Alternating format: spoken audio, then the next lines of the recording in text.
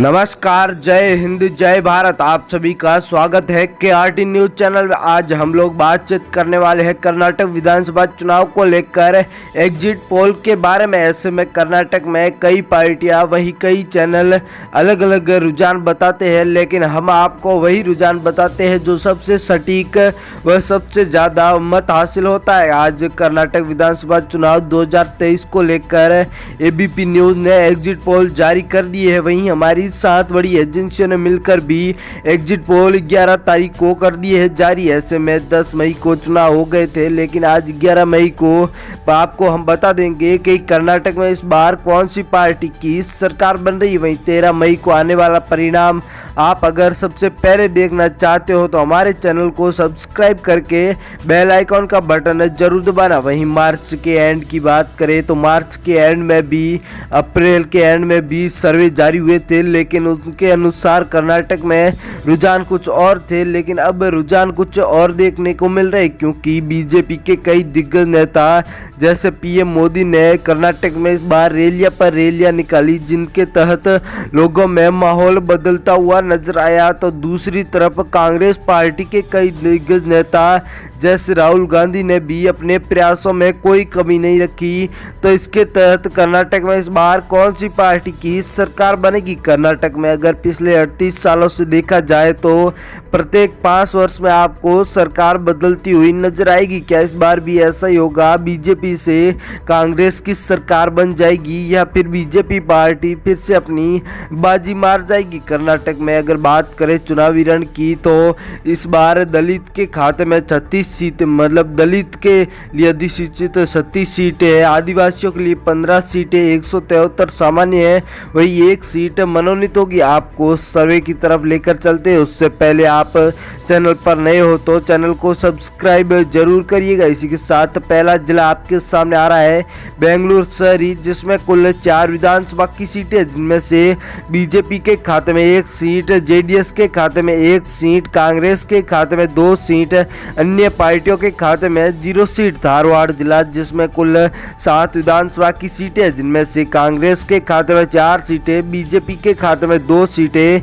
JDS के खाते में 1 सीट, तो अन्य पार्टियों के खाते में 0 सीट। आपके अनुसार कर्नाटक में इस बार कौन सी पार्टी की सरकार बननी चाहिए, कमेंट में बताना जरूर। गदग जिला, जिसमें कुल 4 विधानसभा की सीटें, जिनमें से कांग्रेस के खाते में 2 सीटें, बीजेपी के खाते में 1 सीट, JDS के खाते में 1 सीट, तो अन्य पार्टियों के खाते में 0 सीट। बेंगलुरु ग्रामीण, जिसमें कुल 28 विधानसभा की सीटें, जिनमें से कांग्रेस के खाते में सबसे अधिक 17 सीटें, बीजेपी के खाते में 8 सीटें, JDS के खाते में 3 सीट, अन्य पार्टियों के खाते में 0 सीट।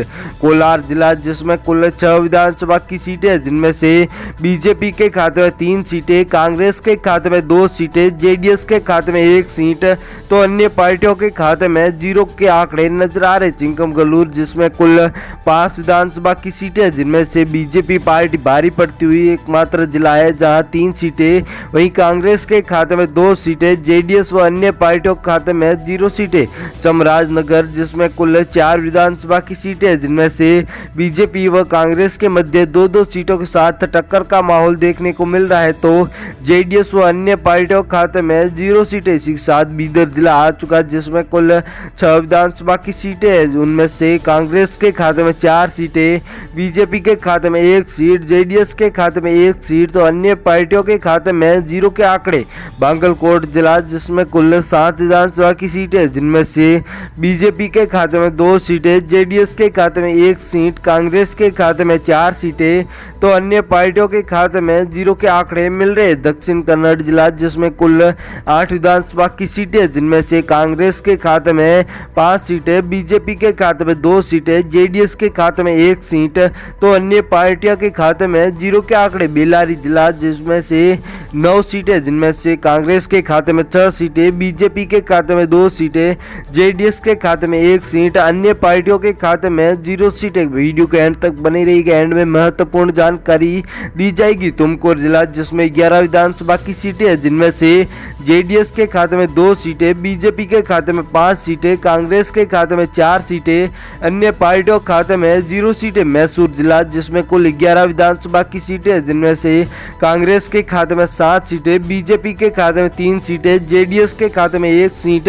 तो अन्य पार्टियों के खाते में 0 के आंकड़े मिल रहे हैं। बेलगाम जिला जिसमें कुल 18 विधानसभा की सीटें हैं, जिनमें से कांग्रेस पार्टी के खाते में 11 सीटें, बीजेपी के खाते में 4 सीटें, जेडीएस के खाते में 2 सीटें, तो अन्य पार्टियों के खाते में भी 1 सीट नजर आ रही। गुलबर्गा जिला जिसमें कुल 9 विधानसभा की सीटें, जिनमें से बीजेपी के खाते में 2 सीटें, जेडीएस के खाते में 1 सीट, कांग्रेस के खाते में 6 सीटें, अन्य पार्टियों के खाते में 0 के आंकड़े मिल रहे हैं। इसी के साथ चित्रदुर्ग जिला आ चुका, जिसमें कुल 6 विधानसभा की सीटें, जिनमें से जेडीएस के खाते में 2 सीटें, बीजेपी के खाते में 1 सीट, कांग्रेस के खाते में 3 सीटें, अन्य पार्टियों के खाते में 0 सीटें। शिवमोगा जिला जिसमें कुल 7 विधानसभा की सीटें, जिनमें से जेडीएस व अन्य पार्टियों का खाता खुलता हुआ नजर नहीं आ रहा है, तो सबसे अधिक कांग्रेस के खाते में 4 सीटें, बीजेपी के खाते में 3 सीटें। इसी के साथ दावनगिरी जिसमें कुल 8 विधानसभा की सीटें, जिनमें से